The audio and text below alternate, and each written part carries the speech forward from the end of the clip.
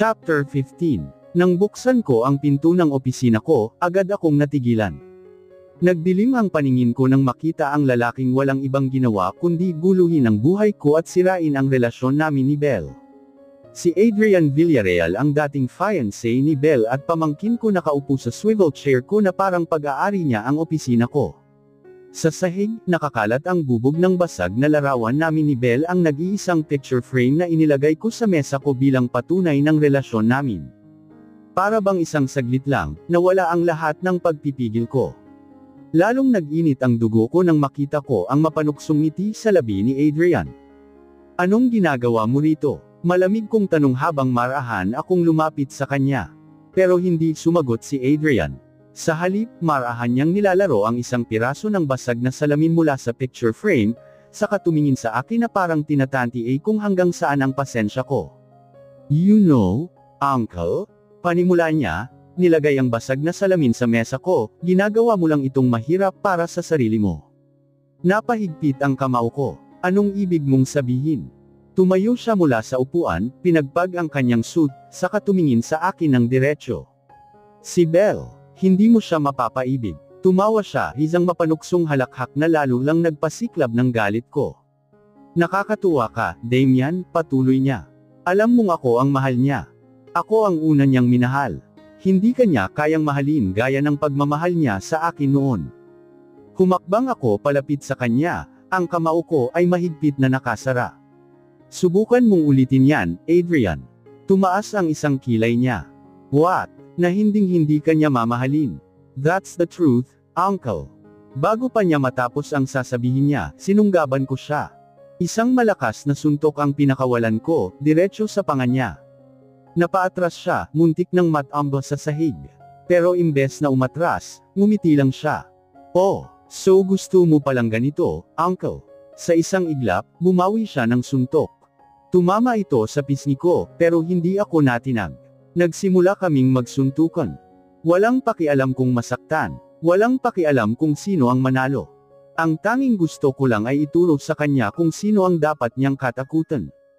Ako ang lalaking mahal ni Belle at hinding-hindi ko hahayaang lapastanganan niya ang pagmamahal na iyon. Hindi ko alam kung gaano kami katagal nagpalitan ng suntok, ang alam ko lang, pareho kaming hingal, pareho kaming may sugat at pasa sa mukha. Pero wala akong pakialam. Kahit paduguan ang labi ko, kahit pa sumasakit ang panga ko, ang mahalaga lang sa akin ay malaman ni Adrian kung sino ang mas dapat igalang. Nakahawak siya sa labi niya, may dugo sa gilid nito. Pero hindi pa rin nawawala ang ngisi sa mukha niya. Kita mo, aniya, bumantong hininga. Para kang isang baliw na aso, Damian. At bakit? Dahil lang kay Belle. Nag-init ang tenga ko sa sinabi niya. Huwag mong gamitin ang pangalan niya sa bibig mong marumi, mariin kong sabi. Tatawa pa sana siya, pero biglang bumukas ang pinto ng opisina. Damian, isang boses na kailanman ay hindi ko kayang baliwalain. Si Belle, halos patakbo siyang pumasok, bakas sa mukha niya ang takot at pagkabigla. Napalunok ako, ang mga mata niya, lumipat mula sa akin papunta kay Adrian, at sa basag na picture frame sa sahig. Saglit siyang natigilan. Nang tumingin ulit siya sa akin, bakas sa mukha niya ang galit. Anong ginagawa ninyo? Sigaw niya. Napapikit ako. Alam kong wala akong matinong paliwanag sa sitwasyong ito. Pero bago pa ako makasagot, nagsalita si Adrian. Oh, Belle? Darling? Anya? Pinunasan ng sugat sa labi niya bago ngumiti. Nakita mo naman, di ba? Pati ako, sinasaktan na ng asawa mo. Halos muntik kong muling suntukin ang gago sa inis. Tumahimik ka, Adrian, singgal ko. Lumingon sa akin si Belle, naninangkit ang mga mata. Damian, bakit? Alam kong gusto niyang maintindihan kung bakit ako nakipagsuntukan. Pero hindi ko alam kung paano ipapaliwanag na kaya ako nagalit ay dahil sa pagmamahal ko sa kanya. Dahil ba sa picture frame? Tanong niya, nakatingin sa basag na larawan namin. Or dahil kay Adrian? Nagpakawala ako ng malalim na hininga. Lumapit ako sa kanya, kinuha ang kamay niya, at mahina kong hinawakan. Dahil sa iyo, Belle, mahina kong sagot. Dahil sa pagmamahal ko sa iyo. Nanlaki ang mga mata niya. Si Adrian naman, tila nawala ang ngisi sa labi. Damian, mahina niyang bulong. Pinunasan ko ang bahagyang dugo sa gilid ng labi ko, saka tumingin ng diretso sa kanya. Hinding-hindi ako papayag na bastyusan ni Adrian ang pangalan mo. Hindi ako papayag na ipamukha niyang mas mahal mo siya kaysa sa akin, dahil alam kong hindi na totoo yun. Saglit na katahimikan ang bumalot sa amin. Si Belle, halatang naguguluhan. Si Adrian, mukhang hindi makapaniwala. Belle, muli kong sabi, mahal kita. At kahit ilang beses akong makipagsuntukan kay Adrian, kahit ilang beses kong ipaglaban ang relasyong to, gagawin ko. Dahil ikaw ang mahal ko. Pinanood ko si Adrian habang palabas ng opisina ko, halatang masama ang loob niya. Kahit pa napuno ng dugo at pasa ang mukha niya, hindi pa rin nawala ang bahagyang ngiti niya. Nang isara ni Belle ang pinto at lumapit sa akin, wala na akong ibang inisip kundi siya lang. Isang malalim na buntong hininga ang pinakawalan niya bago siya tumingin sa akin, ang mga mata niya puno ng pagdalala. Damian, ang mukha mo, mahinang sabi niya habang hinathawakan ang baba ko, pinagmarmasdan ang sugat sa gilid ng labi ko. Nakangiti akong tumingin sa kanya. Wala to, sweetheart. Maliit na bagay lang hindi ko na natapos ang sasabihin ko dahil bigla siyang bumunot ng isang panyo mula sa kanyang bag at marahas na pinunasan ang sugat ko. Aray! Napasinghap ako sa hapdi. Maliit na bagay. Singgal niya, snamaan ako ng tingin. Damian, binagbog mo rin siya. At ikaw, Anbito. Itinuro niya ang pasa sa gilid ng pangako. Ano ta, ha? Napailing ako, kunwaring naduduwal sa sakit. Belle, hindi ko na yata kaya. Ang sakit, baby. Pumikit siya ng marin at humugutong malalim na hininga. Alam kong sinusubukan niyang magpigil ng galit. Pero imbes na lambingin ako gaya ng gusto ko, bigla niya akong binatukan. May tangina, Belle. Napa-atres ako at napahawak sa ulo ko. Bakit mo ko binatukan? Dahil napakabobo mo. Napalakas ang sigaw niya, pero halata sa boses niya ang pag-aalala. Sinabi ko nang wag mo nang patulan si Adrian. Damian, hindi mo kailangang patunayan ang pagmamahal mo sa akin sa ganitong paraan. Sumeryoso ang mukha ko, dahan-dahan akong lumapit sa kanya, hinawakan ang magkabila niyang braso para pigilan siyang lumayo. Belle, mahina kong sabi, tumitig sa kanya. Hindi ko ginagawa to para patunayan ang pagmamahal ko. Ginawa ko to dahil galit ako sa kanya. Dahil hindi ko kayang hayaang tapakan niya ang pangalan mo sa harap ko. Alam kong nakamove on ka na, pero ako, hindi ko kayang palampasin ang pambabastos niya sa'yo. Nakatingin lang siya sa akin, halatang naguguluhan. Damian, humigpit ang hawak ko sa kanya, mas hinapit ko siya palapit. Oo, kasal lang tayo sa papel noon. Pero ngayon, Belle, wala nang kontrata. Mahal kita, kaya ipaglalaban kita, kahit kanino, kahit kailan. Napabuntong hininga siya at ibinaling ang tingin sa sugat ko. Alam kong hindi pa siya kumbinsido, pero hindi na siya nagsalita. Sa halip, maingat niyang tinapik ang braso ko. Maupo ka nga, sinunod ko siya, umupo sa sofa habang kinuha niya ang emergency kit mula sa drawer, tahimik niyang kinuha ang gamot, nagbukas ng antiseptic, at marahang pinahid sa sugat ko. Napangiwi ako, sinaman niya ako ng tingin, ganyan kasi. Kung hindi ka nakipag-away, hindi ka nasaktan. E paano kung kay Lorgen talaga? Sagot ko, nagpapaawa pa rin. Anong gagawin ko, Belle? Hahayaan ko na lang siya na bastyusan ang Panggalarni mo. Hindi, pero hindi mo kailangang gumamit ng suntok. Pero, Belle, kasi, tama na, Damian. Napatigil ako. Tiningnan niya ako ng diretso sa mata, at sa unang pagkakataon, nakita kong hindi lang siya nag-aalala, galit siya. Itarna na, matagal na akong nakamove on. Hindi mo kailangang lumaban para sa akin dahil hindi na mahalaga si Adrian sa akin. Muli niyang tinapunan ng tingin ang sugat ko, bago dahan-daang hinaplos ang gilid ng mukha ko. Damian, mahal kita, malhina niyang sabi. Hindi siya. Lako, ikaw na, may kung anong init ang bumalot sa puso ko. Kahit ilang beses niya nang nasabi sa akin, iba ang pakiramdam kapag sinasabi niya ito ng ganito tapat, puno ng pagmarmahal. Parang lahat ng sugat ko, lahat ng sakit, naglaho sa isang iglap. Dahil sa Elsang simpler katotohanan, ako ang mahal niya. Belle, napayuko siya, ngumiti ng bahagya habang patuloy na ginaganot ang sugat ko. Wala nang susunod na santukan, Damian, okay. Ngumisi ako, kinuha ang kamay niya at marahang hinalikan ng palad niya. Okay, nakahilig ako sa backrest ng leather couch, hawak ang isang basong whiskey habang pinagmamasdeni ang malalakas na tawanan ng mga kaibigan ko sa paligid. Lang oras na rin kaming nag-inuman, pero kahit lasing na ang karamihan sa kanila, wala pa rin akong mahanap na ganang someday. Birthday ng kaibigan kong si Leo ngayon. Napilitan akong sumama kasi matagal-tagal na ring hindi ko nakikita at nakakasama ang mga kaibigan ko. Muli kong tinungga ang alak bago ibinaliing ang tingin sa screen ng phone ko. Wala pa ring text si Belle. Wala man lang update kung nakauwi na siya sa penthouse. Napailing ako, dapat pala hindi ko na siya pinayagang umuwi ng mag-isa. Pare, bakit ganyan ang mukha mo? Tanong ni Ivan, ang matalik kong kaibigan. Napahalakhak siya bago umiling. Akalain mo yun, Damian Villarreal, ang dating walang pakialam sa kahit sinong babae.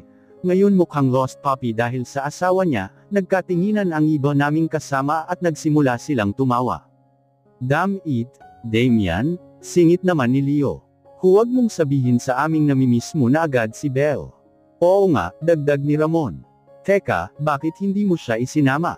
Mula nang magpakasal kayo, hindi ka nasamasan sa inernan, kaya di namin in-expect na a-attend ka.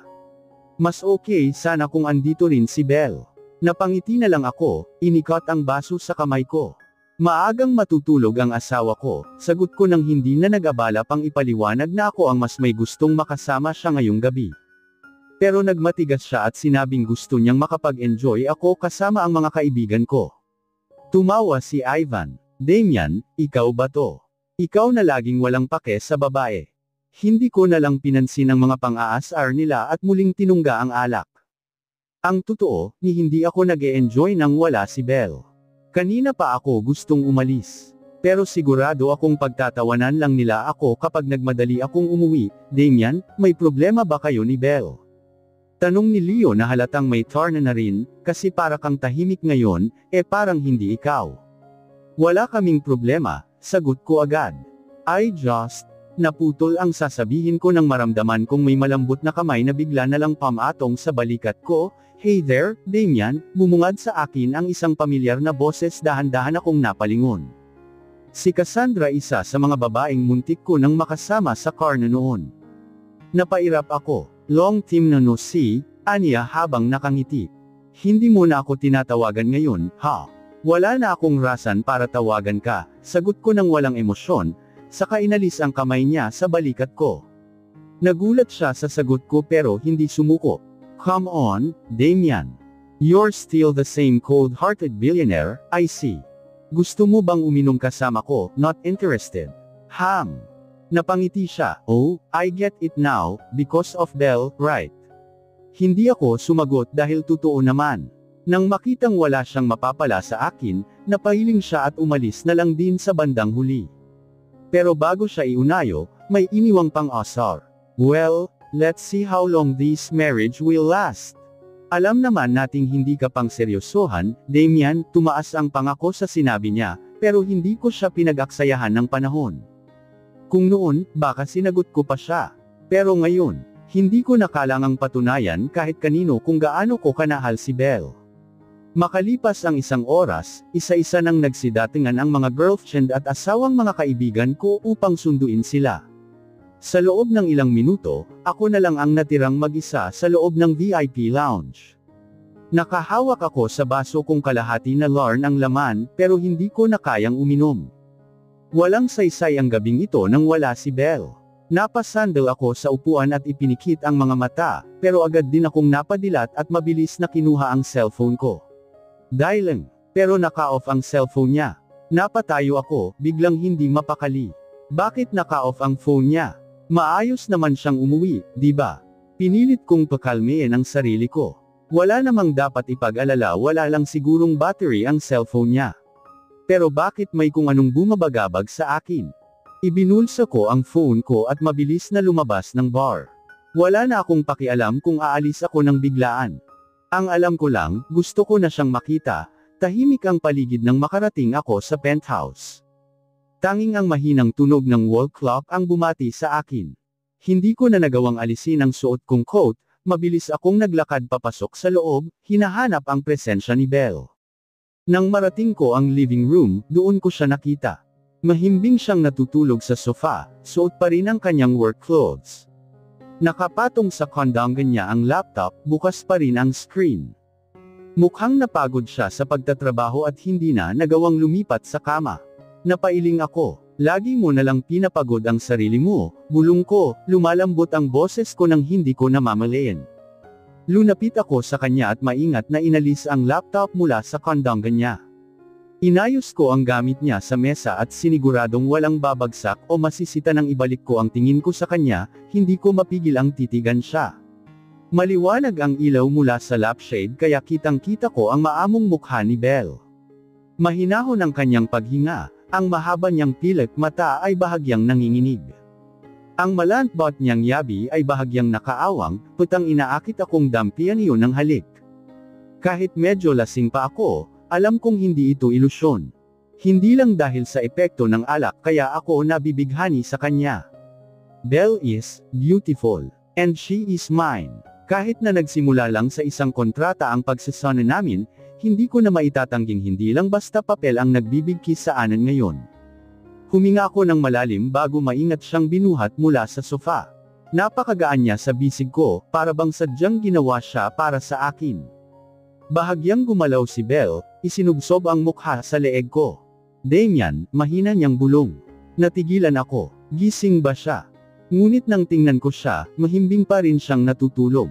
Napangiti ako. Dinala ko siya sa kwarto namin at maingat na inihiga sa kana.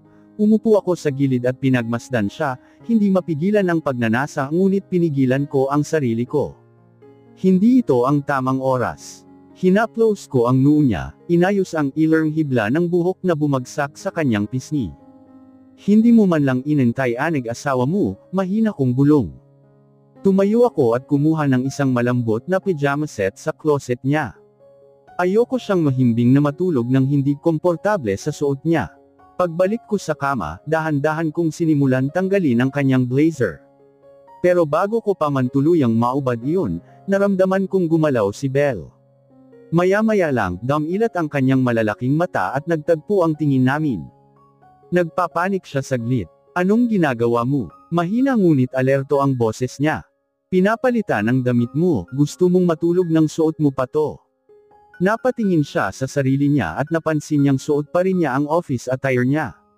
Napanguso siya bago bumantong hininga, hindi mo na kailangang gawin to, Damian, kaya ko namang magbihis ng mag-isa, sabi niya, pilit bumabangon. Ngunit bago pa siya makagalaw, agad ko siyang pinigilan. Stay still. Naningkit ang mga mata niya. Ikaw na naman yan, Damian. I swear, minsan para kang mas controlling pa sa tatay ko. Napangiti ako. So, tinuturing mo akong tatay mo, ha? Hindi siya sumagot. Tinanggal ko ang blouse niya, hinayaan siyang kumilos ng bahagya, pero ako na mismo ang nagayos ng kanyang pajama top. Hindi siya kumontra, pero halata kong nagpipigil siyang magreklamo. Habang inaabot ko ang pajama buttons, bigla niyang hinawakan ang kamay ko. Damian, tawag niya, serious zero ang tono. Tumingin ako sa kanya. Nasa pagitan ng pagtanggi at pagpayag ang ekspresyon niya, pero mas nangingibabaw ang tiwala sa mga mata niya. Salamat, bulong niya. Napahinto ako. Hindi ko alam kung epekto pa rin ito ng alak o kung dahil lang sa paraan ng pagtingin niya sa akin, pero may kung anong bumalot sa puso ko. Napangiti ako, dahan-daang hinaplos ang pisngi niya. Hindi mo na kailangang magpasalamat, bulong ko pabalik. Dahan-dahan siyang ngumiti. Ang uri ng ngiting bumubura sa lahat ng pagod ko sa buong araw. Natapos kong bihisan siya, at nang masiguradong komportable na siya, marahan kong hinayla ang kumot at tinakpan siya ng maayos. Matagal pa akong nanatili sa tabi niya, pinagmamasdan ang bawat galaw niya. Kantahan mo ako, saad ni Belle, nakapikit na ang mga mata niya. Hindi ako marunong kumanta, Sentanada ang asawa mo. Basta kantahan mo ako, pamimilit niya. Kahit ano. Tumikim ako at umupo sa tabi niya. Sure ka, baka hindi ka na makatulog, pagbibiro ko. Hindi ako makatulog. Nakita ko kasi ang mama ko sa panaginip ko, mahinang sabi niya at dahan-daang idinilat ang kanyang mga mata. Hanggang ngayon, hindi ko pa rin matanggap ang pagkawala niya. Ginahasa siya ng kanyang boss noon at pinatay dahil nagbunga ang pambababoy ng kanyang amo. Napatitig ako kay Belle. Pakiramdam ko ay bigla na lang akong nahimasmasan. Tumabi ako sa kanya at niyakap siya ng mahigpit. Sige, kakanta ako basta huwag mo akong pagtatawanan. Humigpit ang pagyakap ni Belle sa akin. Napahugot ako ng malalim na hininga bago sinimulang kantahin ang paborito kong musika. Nang tingnan ko si Belle, nagkotikip na ang dalawang kamay niya sa kanyang tainga habang tumatawa.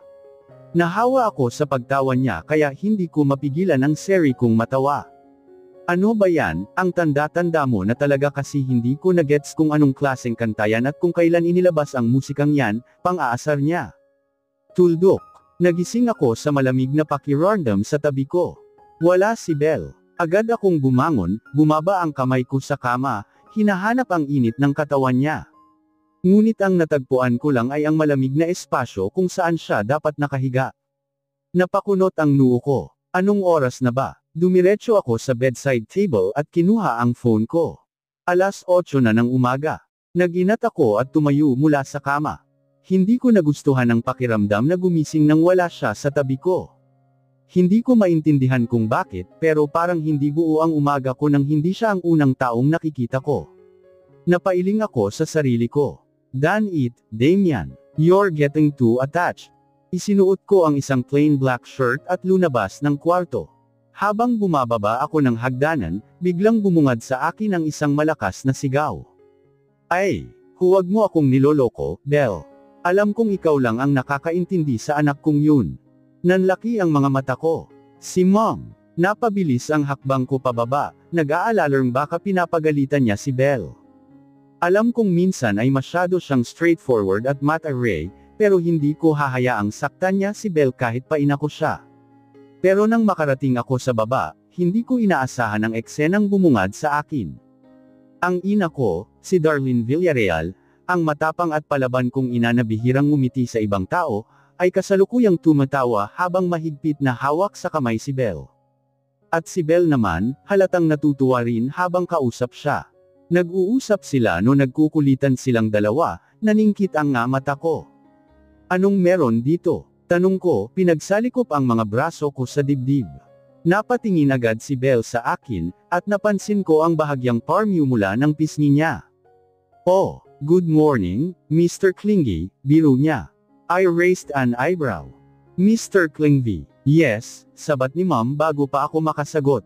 Napakurap ako. What? Napatawa si Belle, at hindi ko alam kung bakit, pero sa halip na mairita, naaliw ako sa tunog ng tawa niya. Huminga ng malalim si Mom bago tumayo mula sa upuan niya. Lumapit siya sa akin, sinuri ako mula ulo hanggang paa, bago umiling, I never thought I'd see the day na magiging ganito ka sa isang babae, Damian. Napakunot ang noo ko. Ano namang ibig mong sabihin, Mom? Ngumiti siya, pero may alarm akong ngiting iyon mapang-asar. Ibig kong sabihin, ang dami-dami mong naging girlfriends noon, pero ni isa sa kanila, hindi ko nakitang naging ganito kakaprotektibo.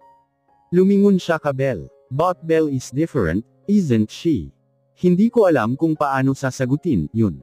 Belle is different, that's for sure. Pero iba yung marinig yun mula sa ibang tao lalo na sa ina ko.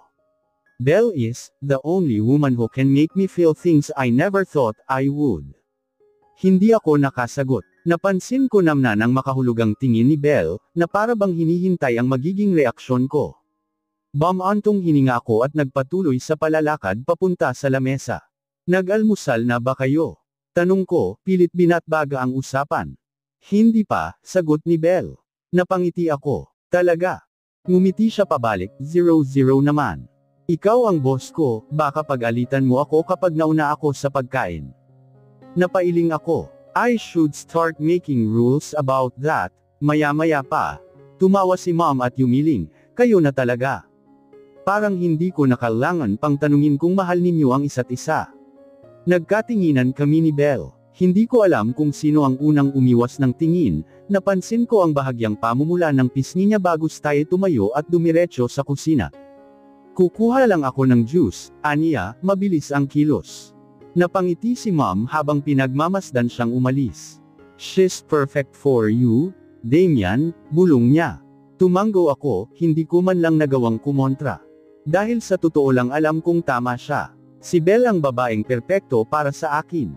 Habang nakaupo ako sa dining table, hindi ko maiwasang sundan ng tingin si Belle habang abala siya sa pagbubukas ng ref para kumuha ng juice. My wife.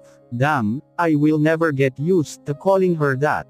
Wala siyang kaalam-alan kung gaano siya kaakit-akit kahit sa simpleng white dress na suot niya, the way her hair cascades down her back, the way her lips slightly pout while she's focused, she's effortlessly beautiful.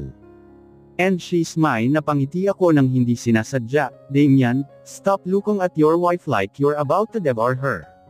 Naputol ang iniisip ko nang magsalita si Mom, her tone filled with amusement.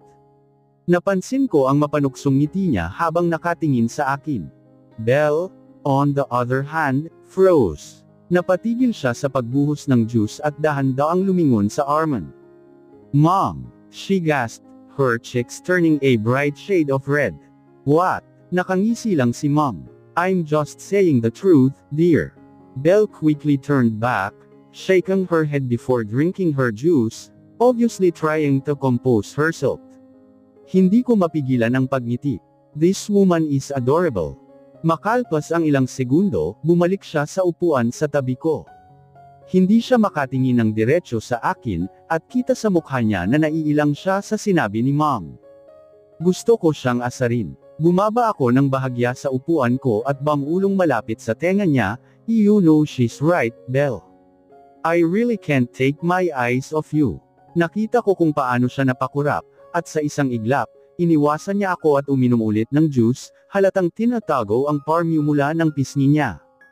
Cute. Napangisi ako, pero bago ko pa siya may tuloy na asarin, tumikim si Mom. Anyway, I came here for a reason, she said. May announcement ako. Napatingin kami ni Belle sa kanya. What is it, Mom? Tanong ko. Tumingin siya sa akin at saka ngumiti. Throwing a family gathering this weekend. Napakunot ang noo ko. A family gathering. Yes. Para sa inyong dalawa, Belle blinked. Para sa amin. Of course, sagot ni Mom, crossing her arms. Biglang lumakas ang tibok ng puso ko. I know our marriage started as a contract, but things changed. I changed. I fell for her. And now, Mom is making it clear our relationship needs to be real in the eyes of everyone. Tumingin ako kay Belle, at nakita ko ang bahagyang nerbigo sa mga nata niya. She bit her lower lip, obviously thinking about what to say. Hindi ko siya hinayaang mag-isip pa ng matagal. I reached for her hand under the table and gave it a light squeeze. We'll be there, Mom, I said, my voice was firm. Belle looked at me, her eyes filled with questions, but she didn't pull her hand away. Good. Mom's eyes softened. Tino, you'd say that. Tumayo siya at inayos ang suot niyang coat. I have a meeting in an hour. Aalis na ako. Enjoy your breakfast, lovebirds. And just like that, she left. Tahimik lang kaming dalawa ni Belle habang nakatitig sa pinto kung saan lumabas si Mom. Pagkatapos ng ilang segundo, napatingin siya sa akin, her brows, Damian, she started, her voice hesitant. This gathering. I tightened my grip on her hand. Why? We have to do this, Belle. But I cupped her cheek and made her look at me. You trust me, don't you? She blinked. I could see the hesitation in her eyes, pero sa huli, tumango siya. Yes, that was all I needed. I smiled and leaned forward, pressing a soft kiss on her forehead. Then trust me on this, too. She sighed but didn't say anything else. At that moment, I made a silent vow.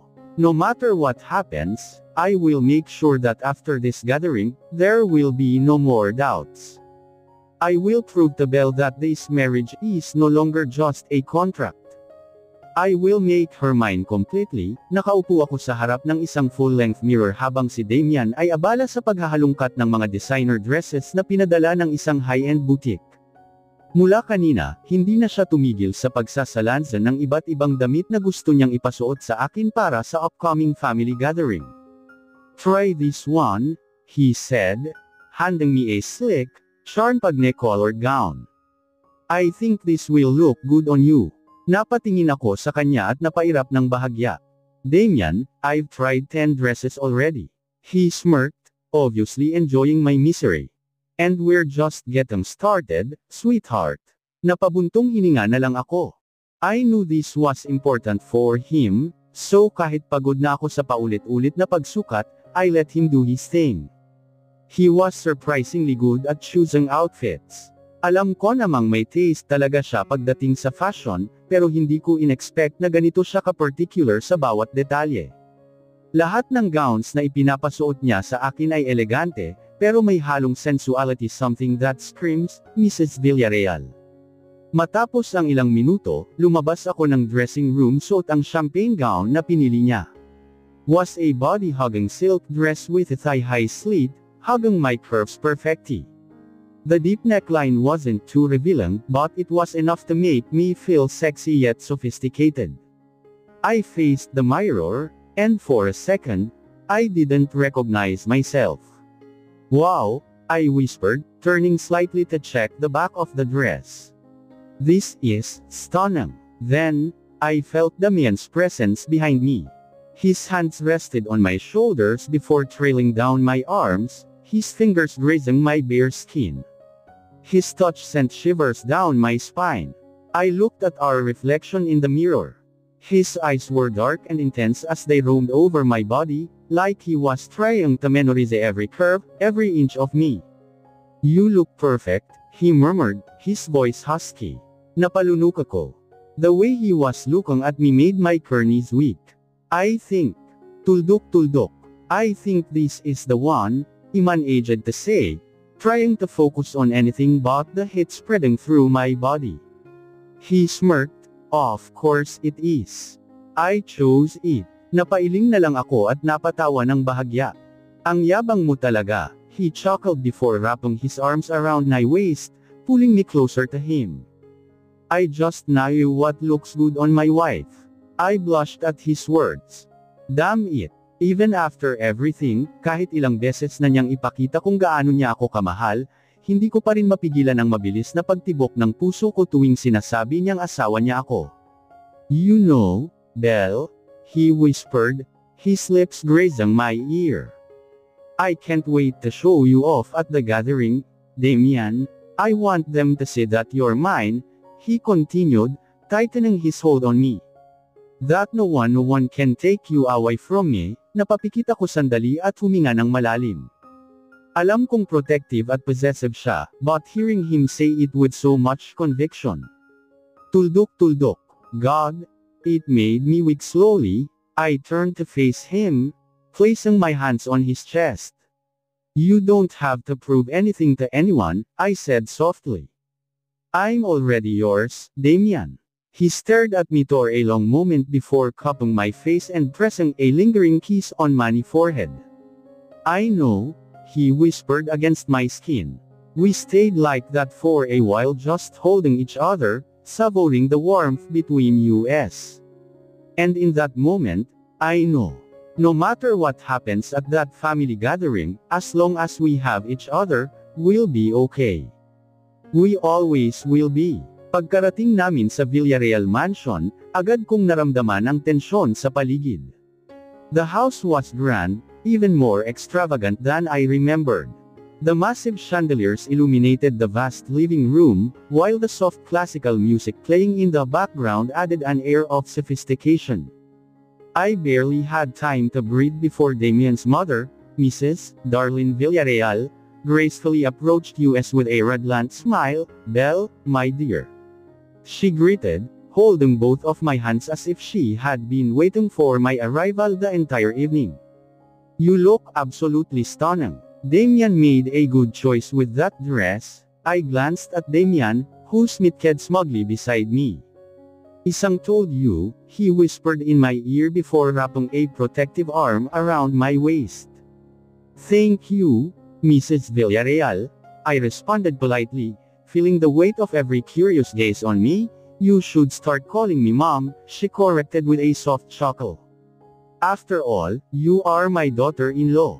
Napangiti ako kahit napakiramdam ko ay maraming matang nanunood sa bawat kilos ko. Hindi ako sanay sa ganitong klaseng pagtanggap, pero hindi ko rin maitatangging natutuwa ako sa warm welcome ng ina ni Damian. "Oh, come now, let me introduce you to the others," she said excitedly before turning to the sea of guests behind her. Agad akong sinakop ng iba't ibang mukha, may ilan sa kanila ay pamilyar na, pero karamihan ay ngayon ko lang makikilala.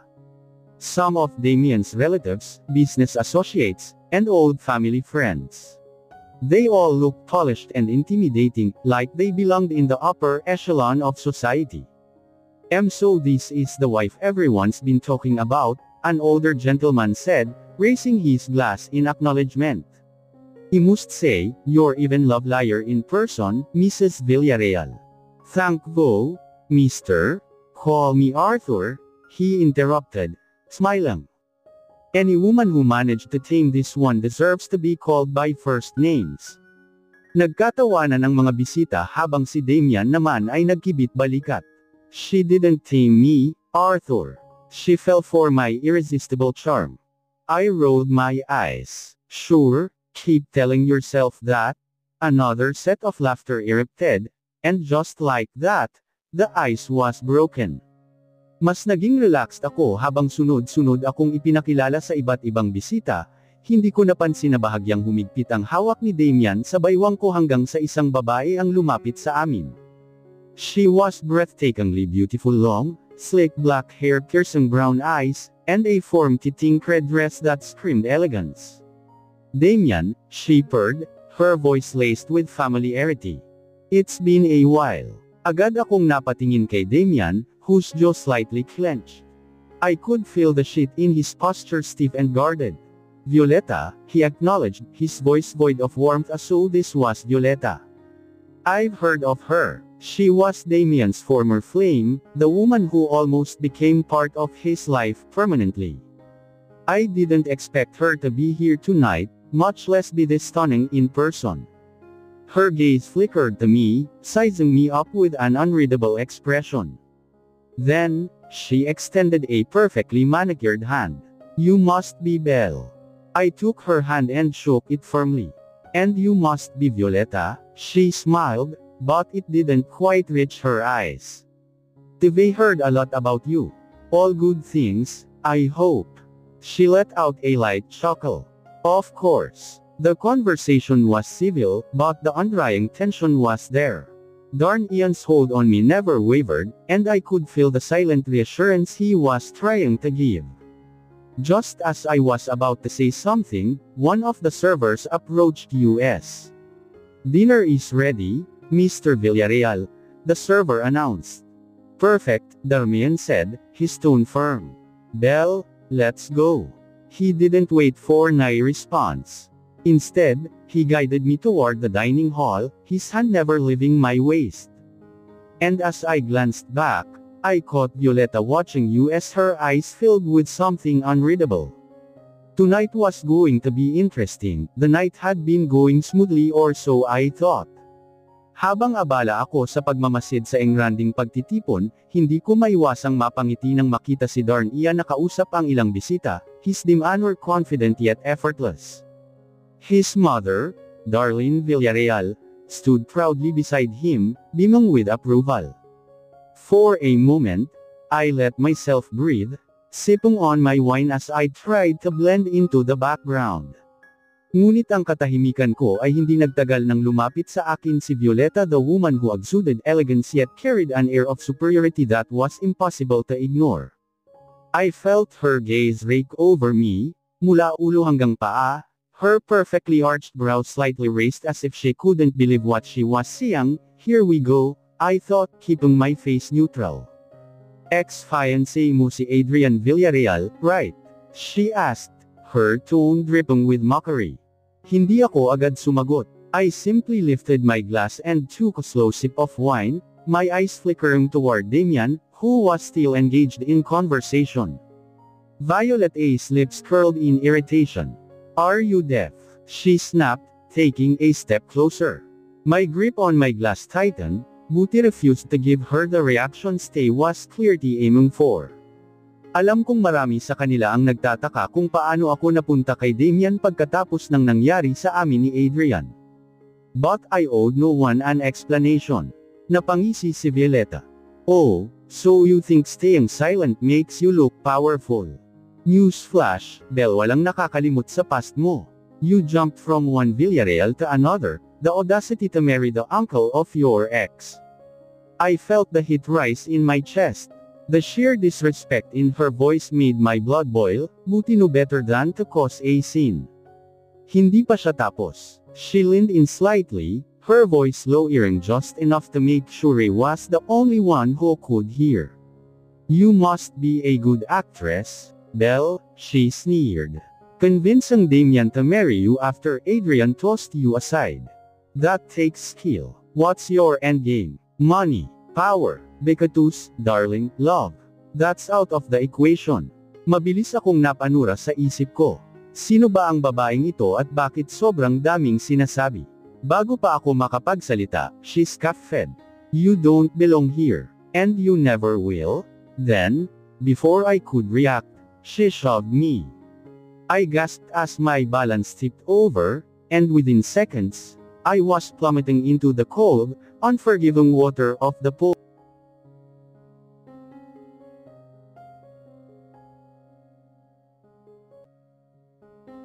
Chapter 16. Panic shot through me as the water swallowed me whole. My body instantly stiffened, my limbs refusing to cooperate. The moment my head dipped beneath the surface, memories I had buried for years came rushing back, the suffocating weight, the helplessness, the fear. No, not here, not now. I tried to move, to kick, but the terror immobilized me. I could feel my lungs burning, screaming for air, but I couldn't swim. Just when I thought I was slipping into the darkness, a strong grip pulled me up. Belle. Through my blurred vision, I saw Damian's face, panic-stricken, furious, his wet hair plastered against his forehead. I coughed violently, gasping for air as he held me tightly against him. Jesus Christ, he cursed, his voice was raw with anger. Are you okay? I couldn't even respond properly. My body was trembling, my mind still trapped in the fear that had gripped me underwater. Damian didn't wait for an answer. He scooped me up into his arms and carried me out of the pool. By now, all the guests had gathered, their shocked whispers filling the air. What the hell happened? His mother demanded. My teeth shot red as I buried my face into Damian's soaked chest. I heard someone murmur Violet's name, and then you pushed her. Damian's voice was dangerously low, but the rage in it was undeniable. She slept. Violet's voice was high-pitched, defensive. Liar, someone muttered from the crowd. I saw her push Belle. Another guest confirmed. Damian's muscles tensed. His grip on me tightened. You, get the hell out, Damlan, now. Violeta gasped in indignation, but she had no choice but to flee under the scrutiny of everyone. Damian carried me inside the house, completely ignoring everyone else. I could still feel my heart racing, my breaths uneven, but being in his arms made the panic slowly subside. Sha, Belle, I've got you, he murmured against my hair, voice filled with concern. I swear, she'll pay for this. And for the first time since falling into that pool, I knew I was safe. Malamig ang hangin na bumalot sa akin nang buhatin ako ni Damian papasok sa loob ng bahay. Basa pa rin kami pareho mula sa pagkakahulog ko sa pool, at kahit nanginginig pa ako sa ginaw at sa epekto ng trauma, dama ko init ng katawan ni Damian habang mahigpit niya akong yakap. Tahimik lang siya, but I could feel the tension radiating from him, his grip firm yet gentle, as if afraid I would disappear the moment he let go. His jaw was clenched, and his usually calm eyes were dark with restrained fury. Pagkapasok namin sa isang kwarto, marahan niya akong ibinaba sa kama at mabilis na kinuha ang isang towel sa drawer. Lumuhad siya sa harapan ko, at wala siyang sinayang na oras sa pagpunas ng tubig sa aking braso. Damian, I whispered, my voice was shaky. Siya, he hushed me softly, pero kita sa mata niya ang galit. Don't talk, Belle. You need to rest. Pero hindi ko kayang manahimik. Damian, Ludmost drowned. My breath hitched, recalling the terrifying moments underwater. She pushed me. At that moment, Damian's hand stilled. His entire body tensed, and I saw his knuckles turn white as he gripped the towel too tightly. "Tino," he said through gritted teeth. "If I hadn't seen you," his voice cracked for a second before he let out a sharp exhale. "Damn it, Belle. Do you have any idea how scared I was?" Napayuko ako, ramdam ko pa rin ang matinding takot, I couldn't swim, I panicked. I couldn't even move, his jaw clenched even tighter. That bitch is going to pay for this. Umiling ako, I don't want to talk about her. Not now. Hinayaan ko na lang si Damian na ipagpatuloy ang pagpupunas ng tubig sa akin. He moved with such careful tenderness that it made my heart ache. Hindi ko na alam kung dahil sa trauma o dahil sa ginagawa niya, pero tila mas mabilis ang tibok ng puso ko sa bawat haplos niya. "Let's get you out of these wet clothes." His voice was low, gentle yet commanding. Bago pa ako makasagot, tumayo siya at naglakad papunta sa closet. Maya-maya pa ay inabot niya sa akin ang isang oversized shirt at shorts. "Here, wear these." Nag-atubili ako saglit. "You turn around?" He assured me bago bamantong hininga at lumayo ng kaunti. Tumalikod siya, pero ramdam ko pa rin ang presence niya sa loob ng kwarto. Mabilis akong nagpalit ng damit, at pakiramdam ko ay mas umaliwalas ang pakiramdam ko matapos matuyo at mapalitan ang basa kong kasuotan doon, I muttered. Agad siyang humarap sa akin at mabilis na lumapit, he gently held my hands, his thumbs grazing my knuckles. "Belle." His voice was thick with emotion. "You don't have to be scared anymore. I won't let anything like that happen again." Napatingin ako sa kanya. Damian rarely showed this level of vulnerability, but tonight, he wasn't just a powerful, ruthless man, he was my husband who had almost lost me. "Thank you for saving me," I whispered. He exhaled sharply, shaking his head. "Don't thank me. I should have protected you better." Bago pa ako makapagsalita, Damian leaned forward, his forehead resting against mine. His scent fresh yet intoxicating wrapped around me, grounding me in the present. "You're mine, Belle," he murmured, his voice a mix of desperation and possession. "And I will never, never let anyone hurt you again." I let out a shaky breath, my fingers curling against his shirt. "I'm not going anywhere, Damian." Nakahiga ako sa kama, nakabalot sa malambot na kumot na ipinilit ni Damian na itakip sa akin. He sat on the edge of the bed, his elbows resting on his knees, his hands clasped tightly together, his entire posture radiating tension. Tahimik lang siya, but the storm in his eyes was impossible to miss. Alam kong gigil na gigil siyang hatapin si Violeta, pero pinili niyang manatili sa tabi ko. "Damian," I called softly. He didn't respond immediately. Instead, he exhaled sharply before running a hand down his face. "You need to rest, Belle." Alam kong iniwasan niya lang ang gusto kong pag-usapan, pero hindi ako papayag na hayaan siyang magpakain sa galit. I reached out and touched his arm. "Damian, look at me," his muscles tensed under my touch, but he obeyed. Slowly, he turned to face me, his dark eyes locking onto mine.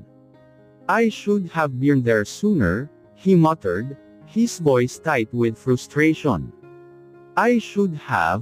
I placed my hand over his, stopping him. "You were there, Damian. You saved me." He shook his head, clearly unconvinced. "That's not the point, Belle. Someone dared to hurt you. In my house." Ramdam ko ang bigat ng bawat salita niya. Damian was a man who controlled everything around him, and the fact that Sornething slipped past his watchfoot eye, that I slipped past his protection, was unacceptable to him. "Are you cold?" he suddenly asked, his hand instinctively reaching out to adjust the blanket around me. I sighed, knowing that he was trying to distract himself. "A little," I admitted. He nodded before standing up. Without a word, He walked toward the closet and pulled out a thicker blanket. But instead of simply placing it over me, he Saturday back down and pulled me into his arms, wrapping the blanket around both of us. My breath hitched. Damian siya, he whispered, pressing a soft kiss against my hair. Just let me hold you. I melted into his embrace. Kahit nadama ko pa ang pagod at takot mula sa nangyari, Damian's warmth and presence anchored me back to reality. After a while, he finally spoke again. Belle, if something happened to you. His voice dropped, thick with emotion. I don't know what I'd do. His admission sent a shiver down my spine. Hindi siya basta-basta nagpapakita ng ganitong klaseng emosyon, pero ngayon. He was raw, unguarded. I tilted my head up to look at him. I'm here. I'm safe. And I'm not going anywhere. He let out a low, shocky chocked. You always say that. I smiled softly. Because it's true. For the first time that night, his lips curved slightly. But then his eyes darkened again, a dangerous edge returning to his gaze. Violetta will pay for what she did. Napabuntong hininga ako. Damian, term serious, Belle, he interrupted, his voice cold. She crossed the line, hinawakan ko ang mukha niya, pinilit siyang tumingin sa akin. I know you want to protect Ned, but don't want you to do anything that will only fuel more hatred. His jaw clenched. This isn't just about hatred. It's about making sure no one ever tries to hurt you again. Alam kong hindi ko basta-basta mapipigilan ang galit ni Darn Ian, but at the same time, I didn't want him to lose himself in it. Promise me one thing, I said softly. His brows furrowed. What is it? I cupped his cheek. That you'll handle this your way but not at the expense of who you are. He exhaled deeply, his fingers tracing soothing patterns along my arm. You're to zero good for me, Belle, it chuckled. Term just reminding you that you don't have to fight every battle with fire. His lips twitched slightly, as if amused by my words. Fine. I'll try. I smiled, knowing that was the best promise I'd get from him. We stayed like that, wrapped in each other's warmth, the weight of the night slowly lifting, and for now, that was enough. Morning light seeped through the curtains, painting golden streaks across the room. Damian's arms were still wrapped tightly around me, as if refusing to let me go. His breathing was even, his chest rising and falling against my back. For a moment, I allowed myself to stay still, savoring the warmth of his embrace. After what happened last night, his presence felt like a protective cocoon, shielding me from the cruel world outside. Pero hindi ako mananatili lang dito. I needed to get up. I needed to breathe. Dahan-dahan akong kumawala mula sa pagkakayakap niya, careful not to wake him. Nang makatayo ako, dumiretso ako sa bintana, tinanaw ang malawak na hardin ng mansion. Everything looked peaceful, yet inside me, a storm still raged. Violet A's words echoed in my mind. You don't belong here, you're just hopping from one Villarreal to another. Damian deserves someone better. Napalunok ako, my fingers curling against the windowsill. I thought I was stronger than this. I thought I had already proven myself. Pero bakit parang ang dali pa ring wasakin ng tiwala ko sa sarili ko? Belle. I was stiffened by the sound of Damian's groggy voice. A few seconds later, ramdam ko na ang init ng katawan niya sa likuran ko. His arms wrapped around my waist again, pulling me flush against him. You were thinking too much, he murmured, pressing a kiss to my bare shoulder. I can hear the gears turning in your head. I let out a soft laugh, though it lacked conviction. I can't stop replaying everything. His grip on me tightened. You don't have to. I'll handle it. I turned in his embrace and faced him. His dark eyes, still heavy with sleep, held a quiet storm. Damian was never one to show his emotions so freely, but right now, I could see the silent fury beneath his composed exterior. You already promised me you won't let they consume you, I reminded him, placing a hand on his chest. I don't want you fighting my battles, Damian. His jaw clenched. You're my wife, Belle. What's mine, I protect. No exceptions. I sighed. And what if we want to fight, too? His lips twitched slightly, as if amused. Then will we fight together? He stared at him, trying to decipher his thoughts. Damian was powerful, intelligent, and cunning. He never lost a battle whether in business or in life. And now, I realized, he was willing to wage a war for me, and I wasn't sure how I felt about that. Before I could respond, there was a sudden knock on the door. Tuldok, Sir Damian, Ma'am Belle, one of the house staff called. Madam Darlene is asking if you'll be joining breakfast with the guests. Damian exhaled, clearly irritated. Tell her we'll be down in 15 minutes. Yes, sir. I looked up at him. We should probably get ready. His arms tightened around me. Or we could stay here and pretend we didn't hear that. Tandang padamdam panipik. I laughed softly. As tempting as that is, isang don't think your mother will let you off the hook that easily. He groaned but finally let me go. Fine. But after breakfast, we, leaving. Just the two of us. He raised an eyebrow. Leaving where? A smirk played on his lips. You'll see. The tension at the breakfast table was suffocating. Most of Damian's relatives were polite, offering pleasant small talk, but I could feel the underlying judgment in their stares.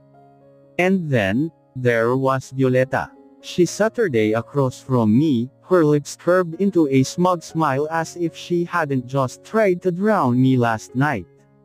Damian's grip on my hand under the table tightened whenever her gaze lingered too long. So, Belle, one of Damian's aunts started, stirring her tea. How does it feel to be married into the Villarreal family? I smiled politely. It's been an experience. Of course it is, Violeta interjected, her voice dripping with false sweetness. After all, jumping from one Villarreal to another must be quite the journey. I felt Damian tense beside me. His mother, Darlene, set her cup down with a sharp clink. Violeta, she said in a warning tone. What? Violeta shrugged, feigning innocence. He was just saying, enough. Damian's voice was cold, little. Violeta's smirk faltered.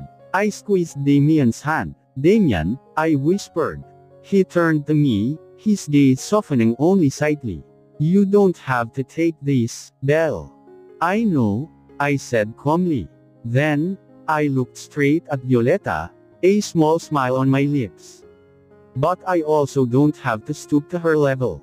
Violeta's eyes flashed with irritation, but she said nothing more. Darlene, who had been watching everything, finally spoke. Belle is my son's wife, she is part of this family, and she will be treated as such. If anyone has a problem with that, you are welcome to leave. It was a challenge, and no one dared to respond. Damian squeezed my hand, pride evident in his gaze. I smiled back. This was far from over. But at least, for now, I knew one thing for sure: Ray belonged here. After breakfast, Damian kept his promise. We left the Villarreal estate, escaping the suffocating atmosphere of silent judgments and unspoken words. He drove in silence, his grip on the steering wheel tight. His jaw clenched, his mind obviously replaying everything that had happened earlier. Alam kong hindi pa rin niya natatanggap ang mga pang-iinsulto ni Violeta. I reached out and placed my hand over his, my fingers gently brushing against his knuckles. Damian, relax, he let out a slow breath. He hate them. I let out a small chuckle. No, you don't. You're just mad. I am not mad. He countered. Curse him furious. Napatingin ako sa kanya, watching the storm brewing in his eyes. He was a man who always had control over every situation, but when it came to me, he was different, reckless, possessive, and ready to burn the world down if it meant keeping me safe. Isa, you don't have to fight everyone for me, darn Ian, he said softly. He scoffed, you're my wife. They should respect you. I sighed. Respect isn't demanded, Damian. It's earned. He finally glanced at me, his expression untenable. Then, without another word, he pulled the car to the side of the road. I frowned. Why are we stopping? Instead of answering, he unbuckled his seatbelt and turned to me. His intense gaze locked onto mine, sending shivers down my spine. With until he murmured. What do I have to do for them to see that you are the most precious thing in my life? My breath hitched. Damian. His fingers trailed up my arm, sending a wave of heat through my skin. I need them to understand, Belle. I need them to know that no one can take you away from me. My heart pounded against my chest. He wasn't just upset about what happened earlier, this ran deeper. They can't take me away, I reassured him. You don't have to prove anything to them. What matters is us. His eyes softened for a moment, but the fire in them remained. Then let me take you somewhere, just us. He hesitated. Where? A small smirk tugged at his lips. It's a surprise. After another hour of driving, we finally arrived at a private villa by the sea. My lips parted in awe as I took in the breathtaking view. The property was secluded, surrounded by towering palm trees and the sound of waves crashing against the shore. The modern glass house stood elegantly, blending perfectly with nature. This is beautiful, I whispered. Damian stepped behind me, wrapping his arms around my waist. It's ours. I turned to him in shock. What?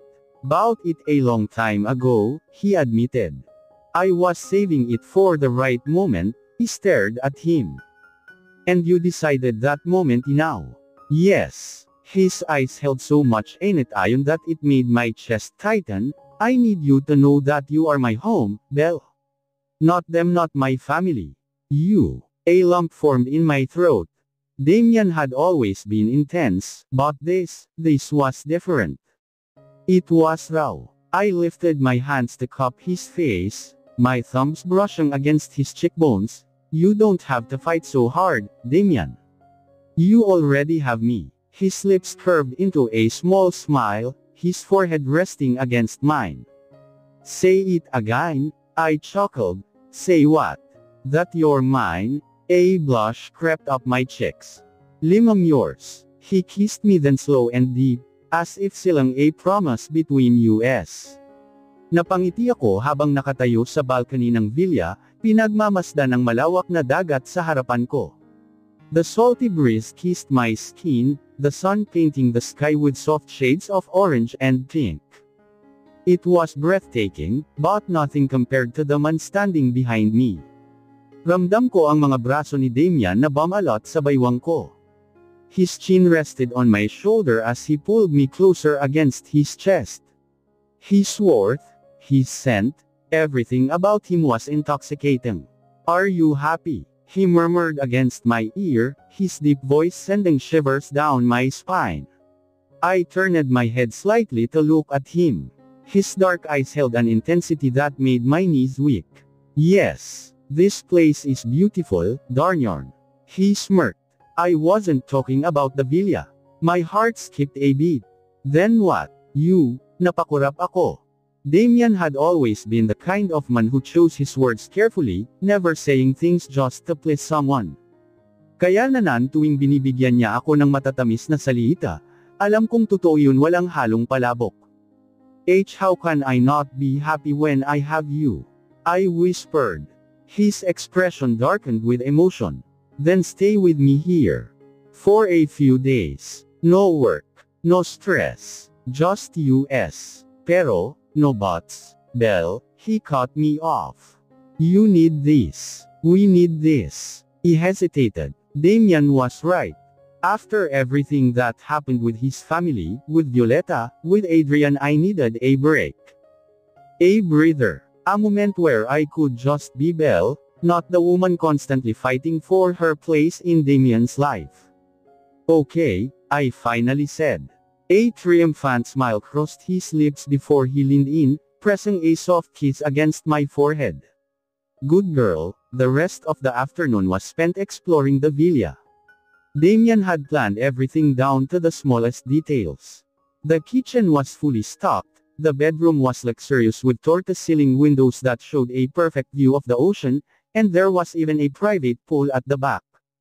Of course, you'd choose a place with a pool, I teased. He chuckled. It's not my fault you look stunning when you're drenched. Namula ako sa sinabi niya. You are insufferable, Damien Villarreal. And yet, you love me? Napailing ako, but I couldn't deny his words. Mahal ko siya, sobra. Later that evening, we decided to have dinner by the shore. A candlelit setup was waiting for us, complete with a bottle of wine and fresh seafood. The sound of the waves and the twinkling stars above made everything feel surreal. As we ate, Damien reached for my hand across the table, tracing small circles on my palm. Tell me something, Belle arched a brow. What do you want to know? What do you see when you look at me? Napahinto ako. His gaze was unreadable, but I could sense the vulnerability hidden beneath his usual confidence. I see a man who pretends he's untouchable, I said softly. Someone who carries too much weight on his shoulders, even when he doesn't have to. Someone who loves so deeply, it scares him. Damien's grip on my hand tightened. And does that man deserve you? He smiled. He already has me. A flicker of something dark and possessive passed through his eyes before he stood up and walked over to me. He pulled me to my feet, wrapping his arms around my waist. For I want to kiss you, he murmured, his lips hovering inches from mine. But I'm afraid I won't be able to stop. A shiver ran down my spine. Then don't, he groaned before closing the distance between us, capturing my lips in a kiss so deep, so consuming that I felt my knees go weak. His arms tightened around me, pressing me against him as if he never wanted to let go. Wala akong ibang naririnig kundi ang tunog ng mga hininga namin at ang malambot na alon na humahaplos sa dalampasigan. Ang mga labi ni Damien ay nakakabit pa rin sa mga labi ko, at sa sandaling iyon, nakalimutan ko na kung nasaan kami at kung sino kami. Ang tanging mahalaga sa akin ay si Damien, ang init ng katawan niya, ang haplos ng kanyang mga kamay, at ang pakiramdam na ako lang ang babae sa buong mundo. Ramdam ko ang matinding emosyon ni Damien sa halik na iyon.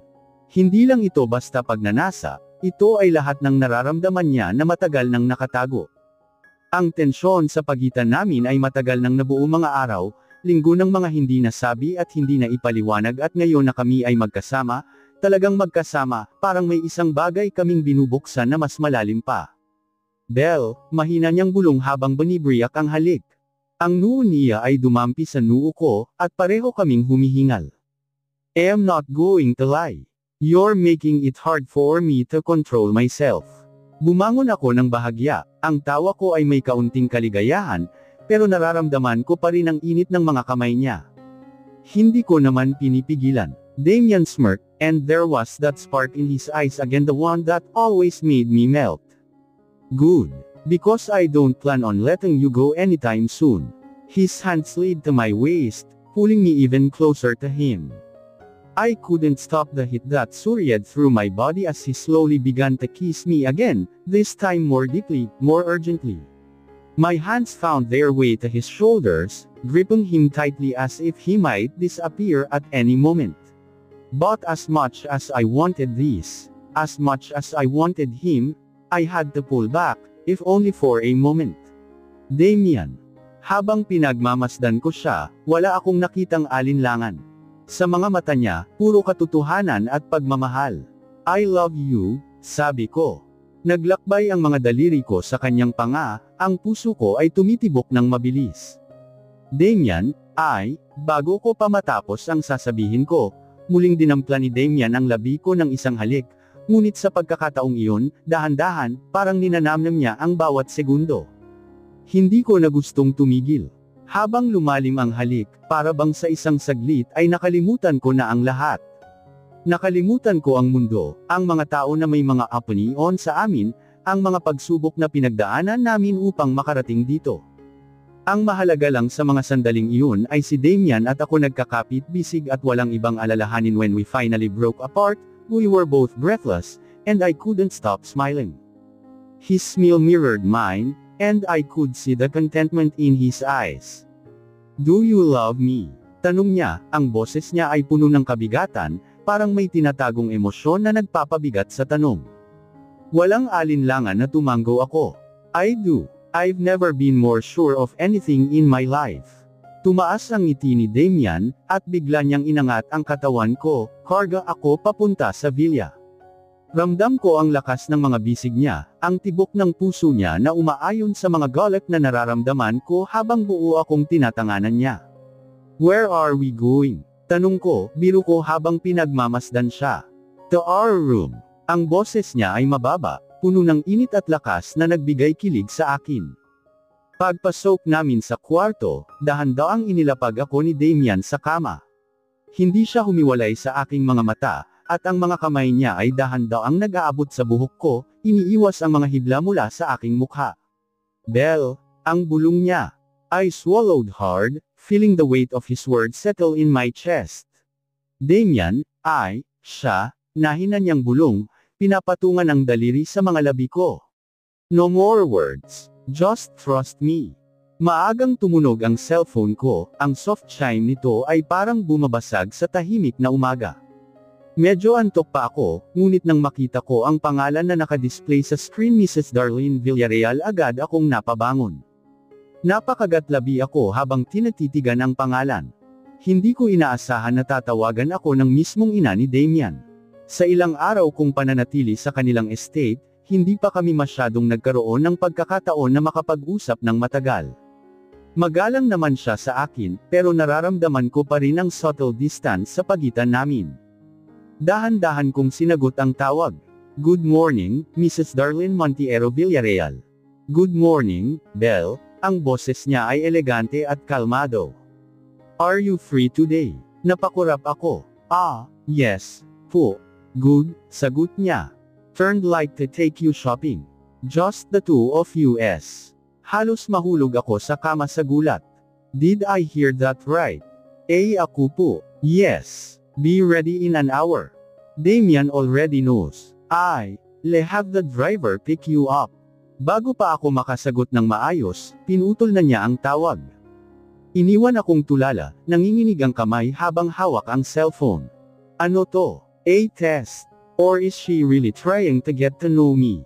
Sa isip ko, wala naman akong choice kundi pumayag. Isa pa, this could be an opportunity to prove myself to her. Kaya agad akong bumangon, naligo, at nagsuot ng simpleng light blue sundress na hindi masyadong revealing pero classy pa rin.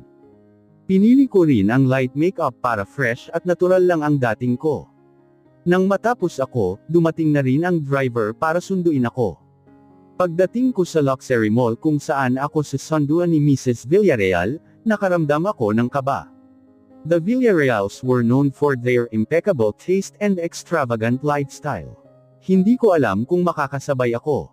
Pagpasok ko sa isa sa mga high-end boutiques, nakita ko agad siya elegant and poised as always, wearing a designer dress and pearl earrings. "Belle, dear," she greeted, offering a small smile.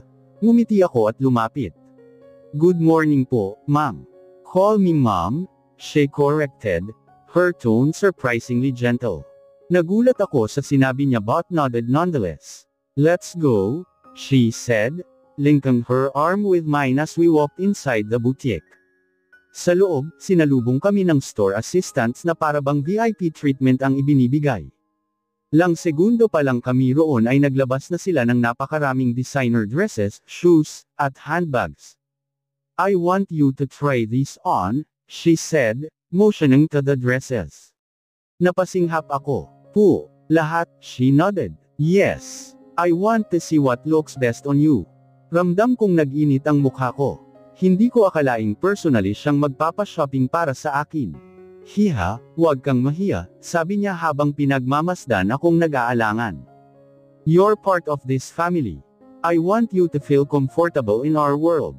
Doon ako tuluyang natigilan. Part of this family. I swallowed hard. Alam ba ni Damian na ganito na ang tingin ng mommy niya sa akin? Walang nagawa kundi pumasok ako sa dressing room at sinimulang isukat ang mga damit. Ang unang dress na sinubukan ko ay isang sleek red dress na fitted sa katawan ko.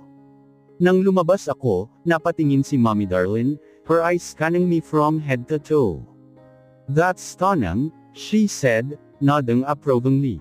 Napangiti ako, kahit kinakabahan. Hindi po ba masyadong revealing? She chuckled. Belle, dear, you have a beautiful body. Learn to own it. Nag-init lalo ang pisngi ko sa sinabi niya. Isa-isa kong sinukat ang mga dresses mula sa elegant gowns hanggang sa chic casual wear. Lahat ng ito ay sobrang mahal, at sa bawat presyong nakikita ko, hindi ko maiwasang mapangiwi. Pero tuwing makikita ako ni Mommy Darlene na nag-aalangan, tinitingnan lang niya ako ng diretsahan. Damian will love this one, she commented nang isuot ko ang isang pastel pink dress na may sweetheart neckline. Napatingin ako sa sarili ko sa salamin, the dress was delicate, feminine, and surprisingly comfortable. Hindi ko akalaing magugustuhan ko ito. You think so? I asked shyly. She smirked. I know my son. He won't be able to take his eyes off you. Halos matapilok ako sa kinatatayuan ko. What is she saying? Nakita niya sigurong namula ako kaya natawa siya. Don't be so shy, Belle. I know how Damian looks at you. He's serious about you. Tila may kung anong lumuwag sa dibdib ko sa sinabi niya. Alam kong mahal ako ni Damian, pero hearing it from his mother, hearing her acknowledgement meant something entirely different. Pagkatapos naming mag-shopping, inaya niya akong mag-coffee sa isang exclusive cafe sa mall. I must say, Belle, I didn't expect to like you this much, she said as she sipped her latte. Nanlaki ang mga mata ko. You, like me, she smiled. You're different from the women Damian used to date. And trust me, I've seen them all. Most of them were after our family's status and wealth. But you're not like that. Hindi ko alam kung anong isasagot ko. I admit, she continued, I was hesitant at first. But seeing the way Damian is with you, I know this is real for him. Napayuko ako, hindi ko mapigil ang mapangiti. Then, she reached out and held my hand gently. Belle, I just want my son to be happy. And if you're the one who can make that happen, then I will support you. Tila may kung anong mainit na damaloy sa puso ko sa sinabi niya. Hindi ko inasahang maririnig ito mula sa kanya. Thank you po, Mrs. Mom, I said, my voice filled with gratitude. She squeezed my hand. Just take care of him, okay? Tumango ako. I will. Sa puntong iyon, pakiramdam ko ay hindi lang simpleng shopping trip ang nangyari. It was something deeper, an acceptance, a silent blessing. At para kay Damian, I will cherish it. Gabi na nang marating namin ang bahay. Buong araw kaming naglibot sa kung saan saang boutique, cafe, at high-end shops. Ang dami naming napag-usapan, at hindi ko pa rin ma-process hanggang ngayon na she likes me. Hindi ako sanay sa ganung uri ng pagtanggap, lalo na sa isang tulad niyang may mataas na antas sa lipunan. Habang nasa loob ako ng sasakyan, tahimik lang akong nakatingin sa labas ng bintana. Ang mga streetlights ay naglalambitin sa dilim, parang mga bituing nagbabantay sa gabi. I really enjoyed today, sabi ni Mrs. Villarreal habang nakangiting nakatingin sa akin. Napatingin ako sa kanya. Ako rin po. Thank you for spending the day with me, and for everything. Sobra-sobra po talaga. Hinawakan niya ang kamay ko sandali. You're welcome, hiha. And please, feel free to call me Mommy Darlene next time, okay? Parang may kumalabit sa puso ko. That single line made me feel something I didn't know I was longing for, belangangness. Pagkababa ko sa harap ng bahay, tinulungan ako ng driver sa mga shopping bags. Kahit sinabihan ko na siyang kaya ko naman, mapilit pa rin siya. Pagpasok ko ng gate, napansin kong madilim sa loob ng bahay. Hinugot ko ang susi sa maliit kong bag at dahan-daang binuksan ang pinto. Pagbukas ko, may malakas na kabog sa dibdib kong sumabog. Halos mahulog ko ang mga paper bag sa sobrang gulat at pagkabigla nakatayo si Damian sa tapat ng isang maliit na mesa sa gitna ng sala punong-puno ng mga masasarap na pagkain. May steak, truffle pasta, fresh salad, wine, at mga candles na may soft, warm glow. Hindi ko rin maiwasang mapansin ang mga petals ng rosas na ikinalat sa paligid, habang ang mahinang instrumental music ay umaagos sa ere. Nakangiti siyang lumapit sa akin, naka-formal black shirt at trousers, at halatang pinaghandaan ang gabing ito. "Welcome home, my love," bulong niya, sabay kuhan ng mga bitbit kong bag at inilapag sa gilid. Isa, Damian, hindi ko alam kung matatawa ako, iiyak, o matutunaw sa kinatatayuan ko. "What is all this too?" He chuckled softly, then leaned in para halikan ang noo ko. "A dinner surprise. I missed you the whole day." Halos mawalan ako ng hininga sa sinabi niya. "Isang thought you'd be working," sabi ko habang lumilingga-lingga pa rin sa paligid. Ang buong bahay ay tila nag-transform. Mula sa romantic setup ng mesa hanggang sa malambot na lighting, lahat ay perfect. "Well, I cleared my schedule," he replied. "I wanted tonight to be just for you." Ngumiti ako at mahigpit na niyakap siya. "This is too much. You didn't have to." "I wanted to." He cut me off, gently lifting my chin to look into my eyes. "Mom told me you two had a lovely time." Tumango ako, iniisip kong napag-usapan nila ako kanina. "She adores you now," dagdag niya. "She told me everything. And Belle, I've never seen her that warm to anyone before." Bigla akong nahiya. "She said some really kind things to me." "She meant every word," Damian assured, then offered his hand like a true gentleman. "Now, shall we have dinner, my lady?" Tumango ako, hawak ang kamay niya habang umupo kami sa mesa. Habang kumakain kami, napuno ng tawanan at may sensi ng kwentuhan ang paligid. Damian personally cooked the food, hindi ko alam na bakit ang galing pala niyang magluto, at hindi lang basta luto, kundi pang restaurant level talaga. "Seriously," sabi ko habang tinikman ang steak, "you're hiding a whole culinary career from me." Tumawa siya. "Only for someone special. I wouldn't do this for just anyone." May kilig na gumapang sa buo kong katawan. Ipinatong niya ang kamay sa ibabaw ng mesa, sa tapat ng kamay ko, at marahang hinawakan ito. "Belle," he began, his voice soft and sincere, "know everything's been moving fast between us. But today made me realize something." Napatingin ako sa kanya.